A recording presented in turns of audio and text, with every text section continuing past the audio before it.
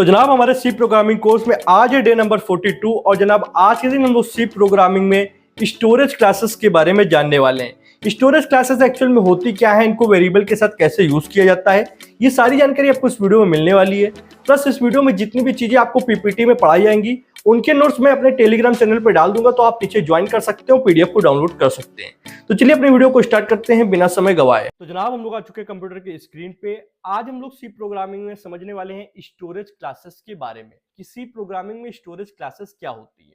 अभी तक हम लोग ने वेरिएबल बनाना सीखा और ये मान के चलो 95% आप सी प्रोग्रामिंग सीख चुके हो। लास्ट में मैं ये कुछ ऐसे टॉपिक्स को कवर कर रहा हूँ जो थ्योरेटिकली आपके कॉलेज वगैरह में एग्जाम वगैरह में पूछ दिए जाते हैं, जहां बच्चा कंफ्यूज हो सके और उसके नंबर काटे जा सके।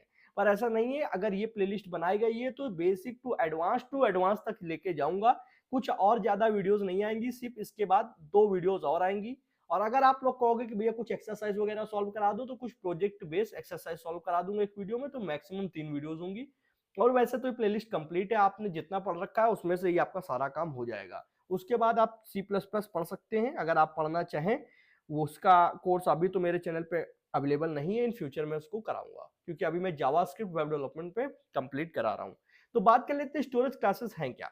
एक ही लाइन में हम लोग इसको डिफाइन करेंगे। आ स्टोरेज क्लासेस डिफाइन स्कोप, मतलब किसी वेरिएबल का स्कोप क्या होता है, उसकी इनिशियल वैल्यू क्या होगी, और life time of a variable, मतलब उस वेरिएबल की लाइफ कितनी होगी, मतलब अगर वो बना है तो कब तक उसको यूज किया जा सकता है। ठीक है, तो अगर हम लोग सिंपली बात करें कि भैया स्कोप क्या है, तो अभी तक अगर आपने सही से इस कोर्स को पढ़ा होगा तो आपको पता होगा कि where will this variable be accessible, मतलब कब तक हम लोग उसको कहां तक, सॉरी कब तक नहीं, कहां तक उसको यूज कर सकते हैं। मतलब अगर कोई वेरिएबल को हम लोग ने किसी मान लो मेन फंक्शन के अंदर बनाया, ठीक है, मेन फंक्शन के अंदर यहां पर मान लो इंट एज बनाया, तो उसको कहां तक यूज कर सकते हैं। जाहिर सी बात है कि वो ये दोनों ब्रैकेट्स, मतलब इन कर्ली ब्रैकेट्स के अंदर ही इसका स्कोप है, इसके बाहर आप इसको यूज नहीं कर सकते। ठीक है, तो ये कहीं कहीं ये चीज है और कहीं कहीं नहीं है। तो इसी चीज को स्कोप बोलते हैं कि स्कोप का मतलब है कहां तक उस वेरिएबल को एक्सेस किया जा सकता है, कहां तक यूज किया जा सकता है। ठीक है, अब डिफॉल्ट इनिशियल वैल्यू क्या होती है, आपने सिर्फ एक वेरिएबल बनाया इंट एज, अब इसको कोई वैल्यू दी नहीं है कि एज कितनी है, 4 है, 5 सॉरी 4 बोल रहा हूँ, 14 है, 15 है, 20 है, कितनी एज है किसी पर्सन की आपने दी नहीं है। तो एज के अंदर अभी वैल्यू क्या होगी, इनिशियल वैल्यू क्या होगी, ये भी हमको स्टोरेज क्लासेस के अंतर्गत जानने को मिलता है। तीसरा पॉइंट लाइफ टाइम। ठीक है, पहले तो यहाँ पर अगर आपको थ्योरेटिकली भी यहाँ पे लिखना हो तो आप लिख सकते हो कि डिफॉल्ट वैल्यू, ठीक है, डिफॉल्ट वैल्यू यहाँ पे, और यहाँ पे लाइफ टाइम का मतलब आप बोल सकते हो जीवन अवधि, लाइफ ऑफ दैट वेरिएबल। ठीक है, लाइफ ऑफ दैट वेरिएबल मतलब उस वेरिएबल की लाइफ कितने टाइम तक है। अगर यहाँ पर कोई वेरिएबल बना है तो वो कब तक रहेगा वहां पर, जब तक वो कंपाइलर उस फंक्शन को रन कर रहा होगा तब तक रहेगा, उसके बाद हट जाएगा। कुछ में ये होता है, कुछ में कुछ और होता है। तो हम लोग स्टोरेज क्लासेस की मदद से ये चीज पढ़ रहे हैं और ये चीज सीख रहे हैं। तो 3 पॉइंट निकल के आते हैं, स्कोप, इनिशियल वैल्यू और लाइफ टाइम। अगर आप तीनों को एक साथ कर देते हैं तो वो स्टोरेज क्लासेस में डिफाइन होता है। ओके, अब जैसे अभी तक नॉर्मल वेरिएबल के बारे में पढ़ा था वही चीज है, बस हम लोग ये समझ रहे हैं कि कोई भी वेरिएबल अगर हम लोग बनाते हैं तो वो अलग अलग टाइप से बना सकते हैं, और अलग अलग अगर उसका टाइप है तो उसका नेचर भी अलग होगा, मतलब उसका कुछ काम भी अलग होगा। ठीक है, आते हैं नेक्स्ट पॉइंट पे। नेक्स्ट पॉइंट ये है कि सर कितने तरीके की स्टोरेज क्लासेस होती हैं और कितने तरीके के उनके वेरिएबल बन सकते हैं। तो 4 तरीके की होती हैं और 4 से 4 अलग तरीके के वेरिएबल बनते हैं। मतलब एक हो गया ऑटोमेटिक वेरिएबल, एक हो गया एक्सटर्नल वेरिएबल, एक होता है स्टैटिक वेरिएबल और एक होता है register variable. In C language following storage classes are most oftenly use, मतलब इन्हीं का ज्यादातर यूज किया जाता है। जब भी स्टोरेज क्लासेस की बात आती है तो आपको इन्हीं 4 तरीके के वेरिएबल्स के बारे में लिखना है कि इनको किस तरीके से हम लोग यूज कर सकते हैं। ओके, यहां तक आप लोग को क्लियर है। अब मैं बात करने वाला हूं कि एक और इंपॉर्टेंट पॉइंट समझिए कि एक एक करके पहले मान लो हम लोग ऑटोमेटिक वेरिएबल को पढ़ लेंगे, एक्सटर्नल को पढ़ लेंगे, स्टैटिक को पढ़ लेंगे और रजिस्टर को पढ़ लेंगे। कुछ ज्यादा डिफरेंस नहीं है, बस डिफरेंस देखने को मिलेगा तो कहां पे मिलेगा, हमको मेमोरी के अंदर। मतलब सी प्रोग्राम, देखो आप इतना समझ के आए होगे कि सी प्रोग्रामिंग जाने ही इस चीज के लिए जाती है कि वो हम लोगों के पास मेमोरी का कंट्रोल देती है, कि हम लोग पूरी तरीके से उसका कंट्रोल ले सकते हैं कि कितनी मेमोरी कौन वेरिएबल यूज करेगा, कैसे टाइप में यूज करेगा। तो हर टाइप का, जैसे यहाँ पे ऑटोमेटिक है, एक्सटर्नल है, स्टैटिक है, रजिस्टर है, हर वेरिएबल का अपना एक मेमोरी टाइप होता है कि वो कैसे उसको यूज कर रहा है। बस उसी चीज को मेन यहाँ समझने वाले हैं। तो एक एक करके समझते हैं। सबसे पहले ऑटोमेटिक वेरिएबल समझते हैं। हेडिंग ऊपर आपको देखने को मिल जाएगी। जैसे हम लोग ने जाना कि स्टोरेज क्लासेस के अंदर मेन 3 ही पॉइंट होते हैं, एक स्कोप, एक डिफॉल्ट इनिशियल वैल्यू, और एक आपका लाइफ टाइम, मतलब उसकी जीवन अवधि की कब तक वो वेरिएबल रहेगा। तो इसके अंदर स्कोप के अंदर क्या आता है, local to the function body they are defined in, मतलब जहां पे जिस फंक्शन के अंदर आप वेरिएबल डिफाइन कर दोगे वो वहीं तक सीमित है। उस फंक्शन के बाहर अगर आप कोई दूसरा फंक्शन बनाते हो देन आप वहां पे उसका यूज नहीं कर सकते हो। Okay. Default initial value, default initial value में आप ये समझ के चलें कि स्टार्टिंग में अगर आपने किसी वेरिएबल को कोई वैल्यू नहीं दी है तो ऑटोमेटिक वेरिएबल के अंदर उसके अंदर क्या होती है, गार्बेज वैल्यू। गार्बेज वैल्यू मतलब कोई भी एक रैंडम वैल्यू होगी जो आप गेस नहीं कर सकते, कुछ भी कंपाइलर उसके अंदर फिल कर देता है। ठीक। Till the end, life time को समझते हैं। Till the end of function block they are defined in, जिस भी ब्लॉक के अंदर वो वेरिएबल लिखा गया है जब तक कंपाइलर उसको रन करेगा तब तक वो वेरिएबल रहेगा। जहां उसको रन करके कंपाइलर आगे बढ़ जाएगा तहां वो वेरिएबल खत्म, उसके बाहर उसका कोई भी यूज भी नहीं कर सकते और वो वेरिएबल है भी नहीं, ये मान के चलो। ठीक है। उसके बाद में एक और पॉइंट इंपॉर्टेंट है, a variable defined without any storage classes, ऐसा वेरिएबल जो बिना किसी स्टोरेज क्लास के डिफाइन किया गया हो, मतलब नॉर्मल वेरिएबल जो अभी तक आप डिफाइन कर रहे थे, जैसे इंट एज हो गया, फ्लोट एज हो गया, या कोई भी नाम दो, वेरिएबल के नाम पे मैं नहीं बता रहा हूं, आप जैसे इंट एज लिखते हो, फ्लोट एज लिखते हो, कार एज लिखते हो, या किसी का कार नेम लिख सकते हो, कुछ भी लिख सकते हो। अभी तक जितने नॉर्मल वेरिएबल बनाए थे वो सभी ऑटोमेटिक वेरिएबल के अंदर आते हैं।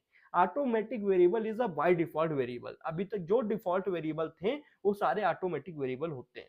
और अगर आप उनको कोई स्पेसिफिकेशन दे देते हो, किसी क्लास का नाम दे देते हो, देन वो क्या होता है वहां पे, फिर आप मान के चलते हो कि वो कोई अलग तरीके का वेरिएबल है।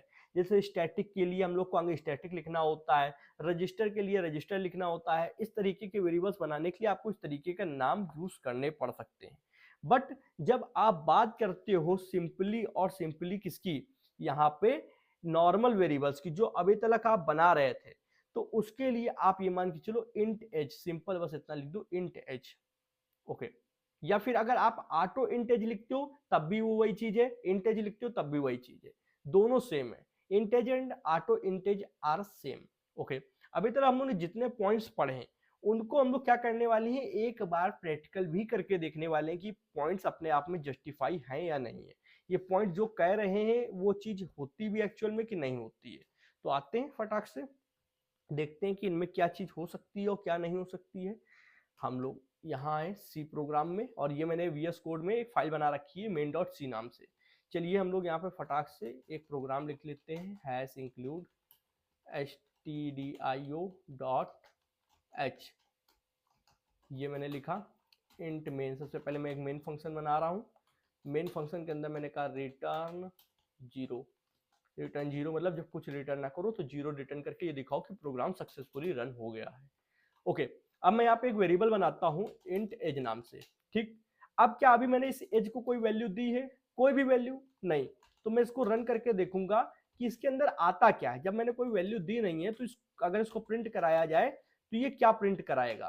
तो मैंने इसको रन किया, रन करने के बाद में मैं सी प्रोग्राम पे गया तो देखो एक रैंडम वैल्यू आ गई जिसको हम लोग गार्बेज वैल्यू बोलते हैं। अगली बार फिर रन करोगे तो देखना अगली बार कोई और सी वैल्यू आ जाएगी, इसे ही गार्बेज वैल्यू बोलते हैं। और ये आपका ऑटोमेटिक वेरिएबल है और डिफॉल्ट वैल्यू देखो यहाँ पे लिखा भी है कि रैंडम वैल्यू आएगी, तो ये आपका ऑटोमेटिक वेरिएबल है। इसके अंदर आप ऑटो भी लिख दोगे ना, AUTO, तब भी कोई फर्क नहीं पड़ेगा। ऑटो लिखने से ये समझ लो है एक मतलब ऑटोमेटिक वेरिएबल ही, पर लिखा नहीं जाता है, कोई भी जरूरत नहीं। इंटेज ही एक ऑटोमेटिक वेरिएबल है बाय डिफॉल्ट।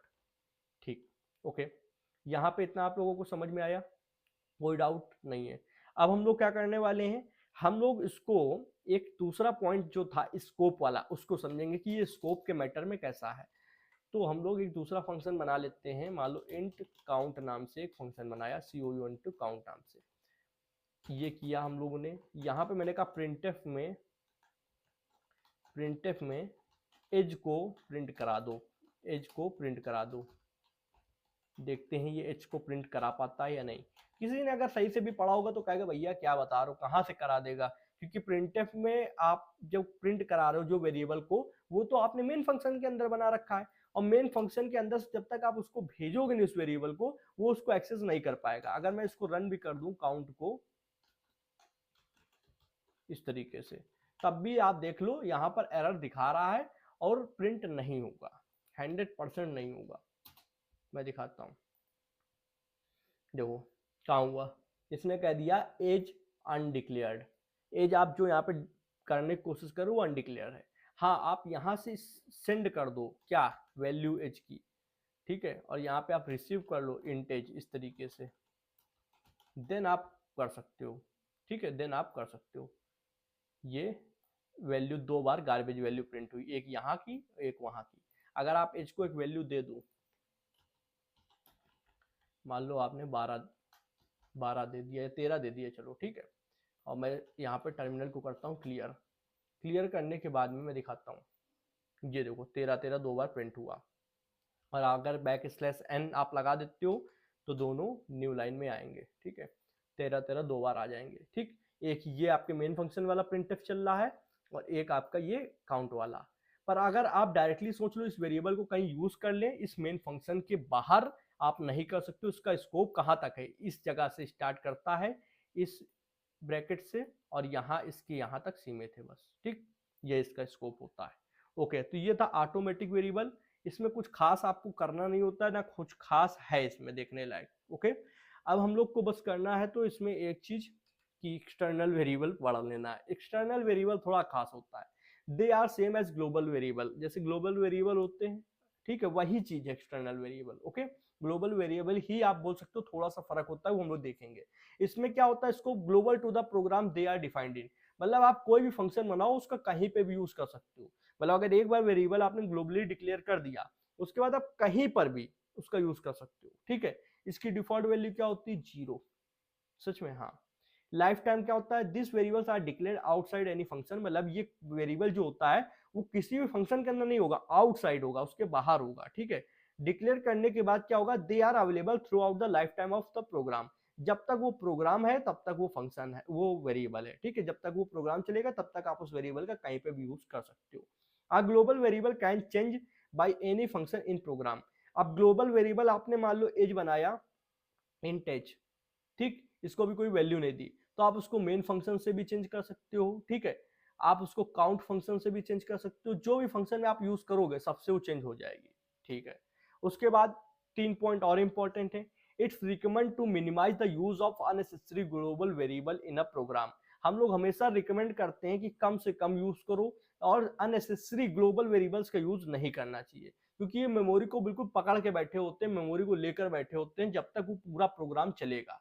भाई एक बार आपने ग्लोबली कोई वेरिएबल बना दिया, उसके बाद फर्क नहीं पड़ता कौन सा फंक्शन चल रहा है, वो वहां पर रहेगा, कोई भी फंक्शन चले वो वहां पर अवेलेबल है। इसीलिए हम लोग ज्यादातर ग्लोबल वेरिएबल्स नहीं बनाते हैं, जब कोई खास यूज है तभी बनाएंगे। उसके बाद एक्सटर्नल वेरिएबल और ग्लोबल वेरिएबल में बस फर्क अगर कोई करता है तो वो एक कीवर्ड है, एक्सटर्न कीवर्ड।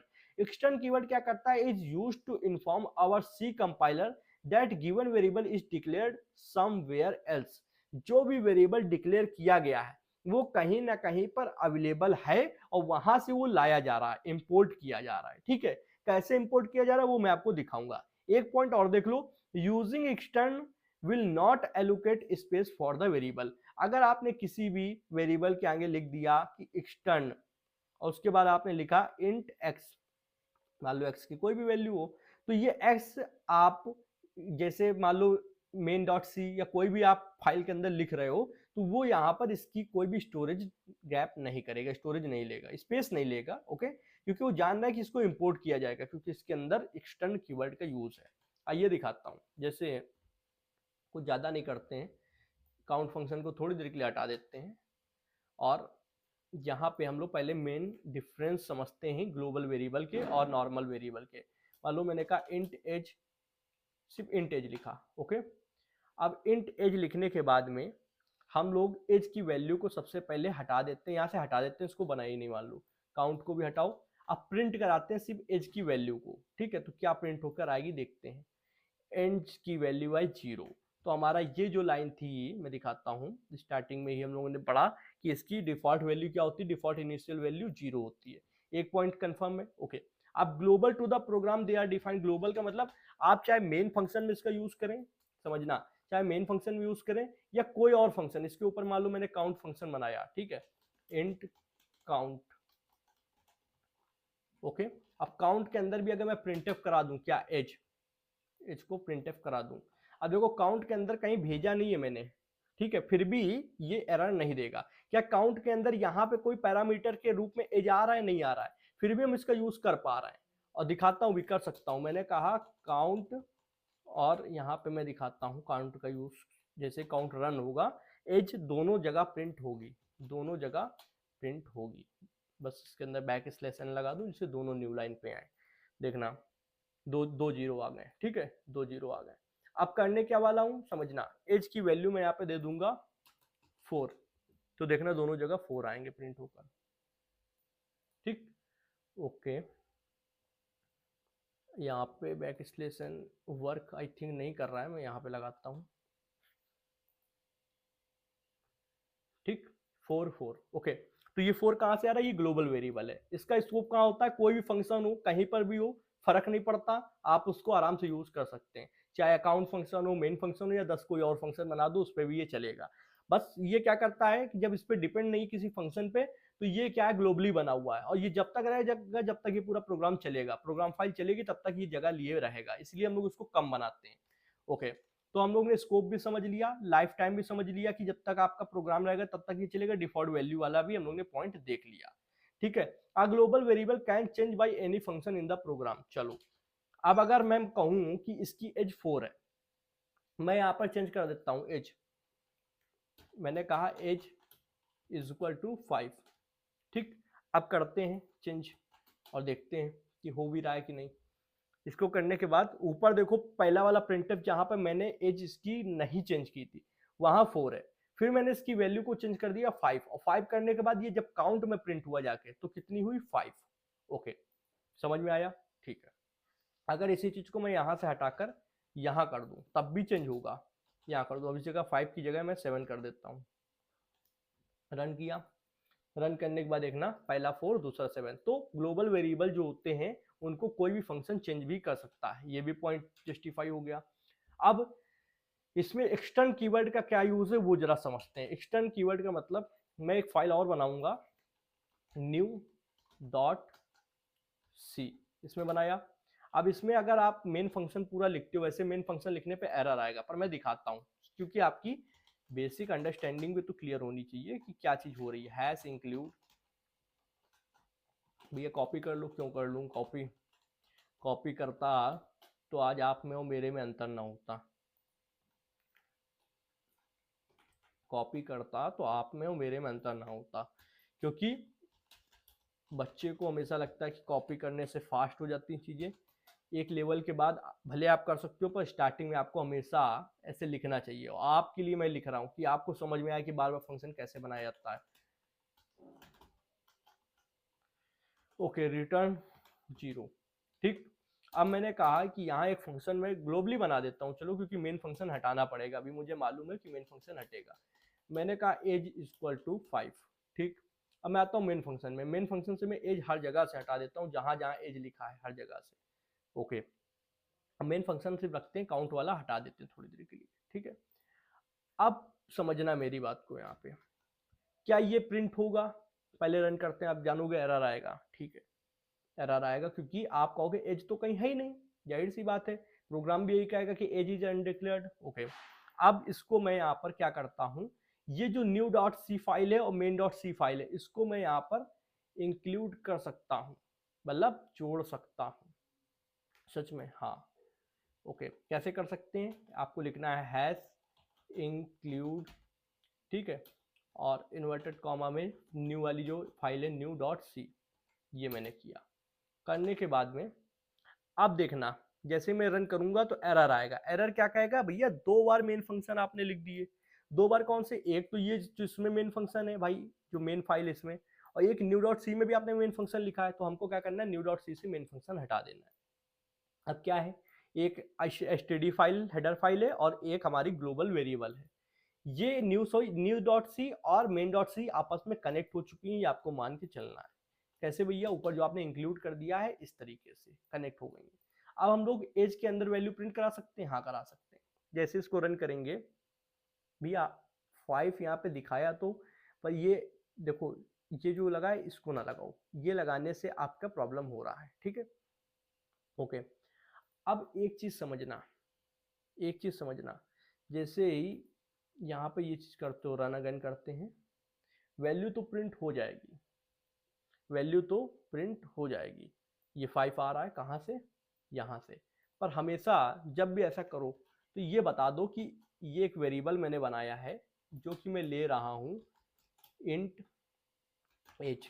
एक्सटर्न से लगा के आप बता सकते हो कि इस फाइल से मैं ले रहा हूं, ये लिखना जरूरी है, एक्सटर्न लगाना जरूरी है, ठीक है। अब क्या होगा, ये एज जो आपने लिखा है ये एज की कोई स्पेस नहीं लेगा, ये जो फाइल है इसमें कोई स्पेस वेरिएबल नहीं बनेगा, वो जान रहा है कि वो कहीं से मंगाया जा रहा है। मंगाया कहां से जा रहा है, new.c से।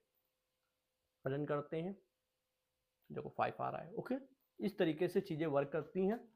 ये आपके एक तरीके से ग्लोबल वेरिएबल की तरीके ही होता है, बस फर्क इतना है सर कि आप एक्सटर्न कर रहे हो चीजों को। ये कीवर्ड लगा दोगे तो अब ये क्या बन गया, एक्सटर्नल वेरिएबल, मतलब बाहरी वेरिएबल। ओके, यहां तक क्लियर। और ये स्पेस नहीं लेता, ये पॉइंट भी क्लियर है, इसको दिखाया तो नहीं जा सकता है पर हाँ ये चीज है। अब आते हैं स्टैटिक वेरिएबल पे। स्टैटिक वेरिएबल का क्या है, local to the block they are defined in, मतलब जहां पे इस तरीके से आपको ने नॉर्मल वेरिएबल देखा था, ऑटोमेटिक वाला वेरिएबल, यहाँ पे अगर कोई वेरिएबल बना है तो इसके बाहर, मतलब इसी के अंदर ही स्कोप रहेगा, इसके बाहर यूज नहीं कर सकते, वही चीज सेम, ठीक। ओके, उसके बाद इसकी डिफॉल्ट इनिशियल वैल्यू क्या रहती है, इसकी भी 0 ही रहती है, सच में, हाँ पक्का। ओके, लाइफ टाइम क्या है, they are available throughout the life time of the program, मतलब जब तक वो प्रोग्राम रहेगा तब तक सर आपका ये अवेलेबल रहेगा, ठीक, throughout the life time of the program. Okay, a static variable remains under existence for use within the function for entire program run. अब ऊपर के 3 पॉइंट तो मैच करते हैं पिछले वाले वेरिएबल से, नीचे के जो ये पॉइंट है इन पे ध्यान रखना, ये इसको अलग बनाएंगे।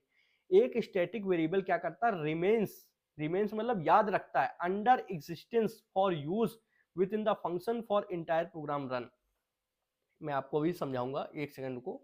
जब भी आपने कोई स्टैटिक वेरिएबल बनाया तो आप ये मान के चलो कि आप जो भी वैल्यू उसमें चला रहे हो तो पहले वाली वैल्यू क्या थी वो उसको याद रखता है, ठीक, और वो अगला जब आप रन करोगे फंक्शन तो वो वहीं से वैल्यू स्टार्ट होगी। इसका लाइव डेमो देखोगे देन क्लियर हो जाएगा, बस एक सेकंड दो, मैं सब क्लियर कर दूंगा। स्टैटिक इंट एज, जब भी कोई वेरिएबल बनाओगे स्टैटिक अगर उसको बनाना है तो आगे स्टैटिक लिखना पड़ेगा, static int age written inside any function, किसी भी फंक्शन के अंदर लिखा जाएगा। विल टेल कंपाइलर, ये कंपाइलर को बताता है that age is a static variable, क्या है, एज एक स्टैटिक वेरिएबल है जब आप स्टैटिक इंटेज लिखते हो। ये भी रिकमेंड किया जाता है कि कम से कम यूज करें, अननेसेसरी यूज से बचें स्टैटिक वेरिएबल का, क्योंकि ये भी स्टोरेज लेकर रखता है। एग्जांपल दिखाता हूं, कुछ ना करते हैं, एक दूसरा फंक्शन बनाते हैं, ये सब हटाओ, ये सब हटाओ।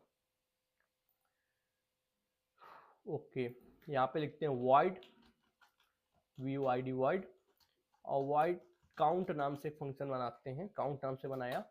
बनाने के बाद में ध्यान से देखना, मैंने इसके अंदर एक बनाया वेरिएबल इंट x, x की वैल्यू मैंने रख दी 10, ठीक।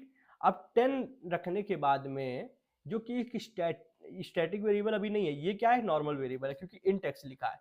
फिर मैंने कहा x की वैल्यू को क्या कर दो, प्लस प्लस कर दो, ठीक है, कह दिया। प्रिंटफ करा देते हैं प्रिंटफ %d कॉमा क्या कराना है, x की वैल्यू को प्रिंट कराना है, हो जाएगा ना, हाँ बिल्कुल हो जाएगा, ठीक है। ओके, %d x, और यहाँ पे x तो डिक्लेयर है ही है, और इसको क्या करते हैं, एज वाले को हटा देते हैं यहाँ से थोड़ी देर के लिए, और सिर्फ variable count COUNT count function को, वेरिएबल के काउंट फंक्शन को हम लोग क्या करते हैं, कॉल करते हैं, कंट्रोल डी।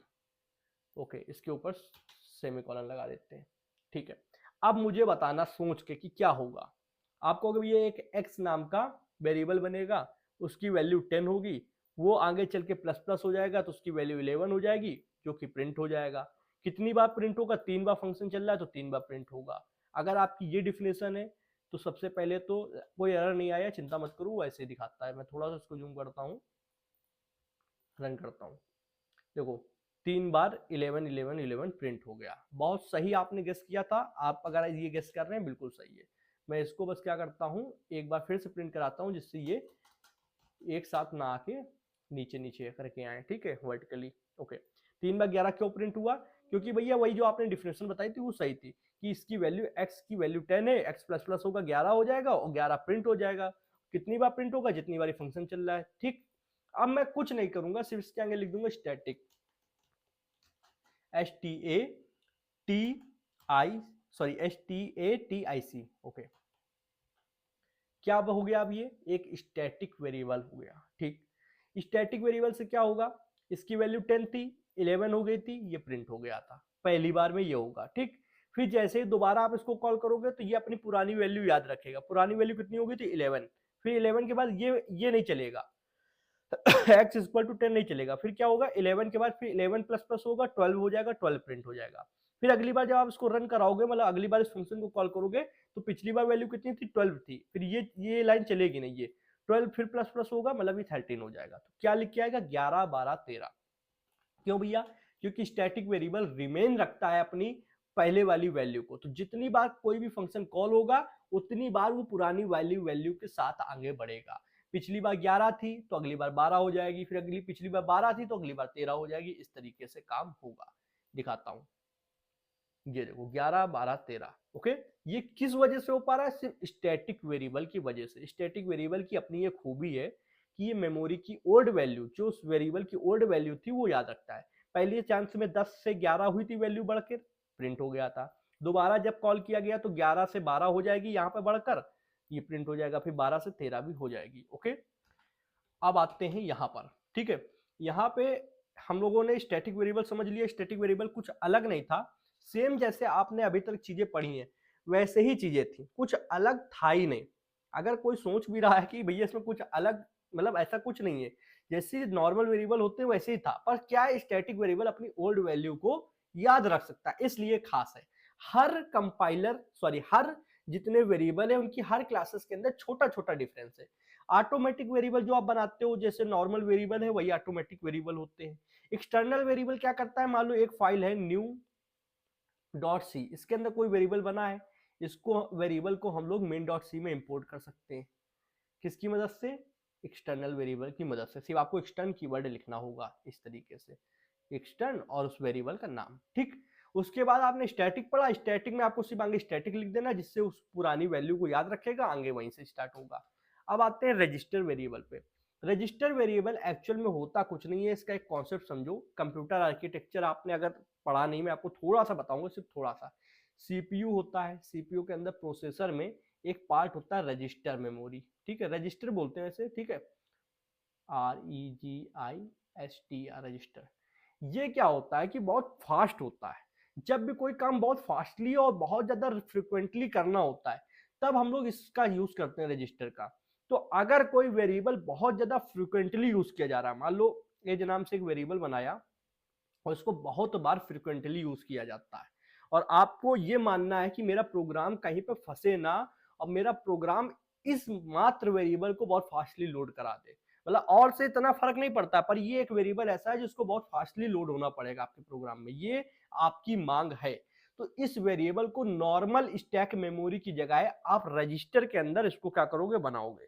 तो रजिस्टर के अंदर बनाने के लिए ही आपको रजिस्टर वेरिएबल का यूज करना पड़ता है, ठीक। इसकी पहले कुछ चीजें समझ लो। ये जैसे अभी तक नॉर्मल आपने फंक्शन पढ़े हैं, जैसे ऑटोमेटिक फंक्शन पढ़ा था, local to the function they are declared in, जिस फंक्शन के अंदर बना दोगे उसी तक ये सीमित रहेगा, इसका स्कोप ये होता है। इनिशियल वैल्यू इसकी ऑटोमेटिक वेरिएबल जैसी ही रहती है, सब चीजें वैसी रहेंगी, गार्बेज वैल्यू ये लेकर रखता है। लाइफ टाइम जब तक they are available till the end of the function, जब तक वो फंक्शन ब्लॉक का रहेगा, मतलब ये यहां से यहां तक जब तक कंपाइलर रन होगा इतना, तब तक वो वेरिएबल बन के रहेगा, उसके बाद हट जाएगा, ठीक है। अब बस अलग क्या है इसके अंदर? अलग ये है कि रजिस्टर वेरिएबल क्या होते हैं? Request to the compiler to store the variable in the CPU register. Register variable हम लोग जब बनाते हैं तो एक तरीके से हम लोग रिक्वेस्ट करते हैं कंपाइलर से। क्या रिक्वेस्ट करते हैं?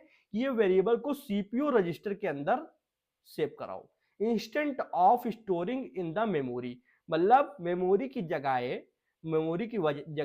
आप सीपीयू रजिस्टर के अंदर इसको सेव कराओ, जिससे हम लोग इसको फास्टर एक्सेस कर सके, मतलब बहुत ही फ्रिक्वेंटली यूज कर सके, बहुत जल्दी इसको एक्सेस कर सके। और ये last line, generally this is done for the variable which are being used frequently. Generally ये उन वेरिएबल के लिए यूज किया जाता है जो फ्रिक्वेंटली यूज होते हैं, बार बार बहुत तेजी से, और उस वेरिएबल की डिमांड ये है कि वो रुक नहीं सकता है, उसको फ्रिक्वेंटली भाई 10 वेरिएबल है, मान लो यहाँ पे लाइन से 10 वेरिएबल है, पर मैं कह रहा हूँ सिर्फ एक ये वेरिएबल है जिसको फ्रिक्वेंटली यूज होना है बहुत स्पीड से, तो इसको हम लोग रजिस्टर मेमोरी के अंदर बनाने की कोशिश करते हैं। ठीक है, रजिस्टर मेमोरी कहाँ होती है, प्रोसेसर का एक पार्ट होती है। ओके भैया, बनाएंगे कैसे, काम लैपटॉप खोलना पड़ेगा, लैपटॉप खोलने के बाद प्रोसेसर के अंदर डालेंगे वेरिएबल, नहीं, कुछ नहीं करना है, नॉर्मल जैसे वेरिएबल बनाते हो वैसे ही बनेगा और कुछ नहीं है। आइए इसको देखते हैं फटाक से, यहाँ आए, जैसे ये सारे वेरिएबल्स अभी तक बना रहे थे, मान लो इसको हटा दो, थोड़ी देर के लिए कमेंट कर दो, आते हैं मेन फंक्शन पे ही। ठीक है, मेन फंक्शन पे आते हैं और यहाँ पे हम लोग जैसे int age is equal to 10, इसको बार बार यूज फ्रिक्वेंटली करना है, तो इसके आगे एक कीवर्ड बस लिखना होगा REGISTR, रजिस्टर। अब ये क्या हो गया है, रजिस्टर वेरिएबल हो गया है। तो ध्यान रखना, ऐसा नहीं कि आपने लिख दिया तो हो गया, कंपाइलर एक बार चेक भी करेगा कि क्या रजिस्टर मेमोरी अवेलेबल है या नहीं है।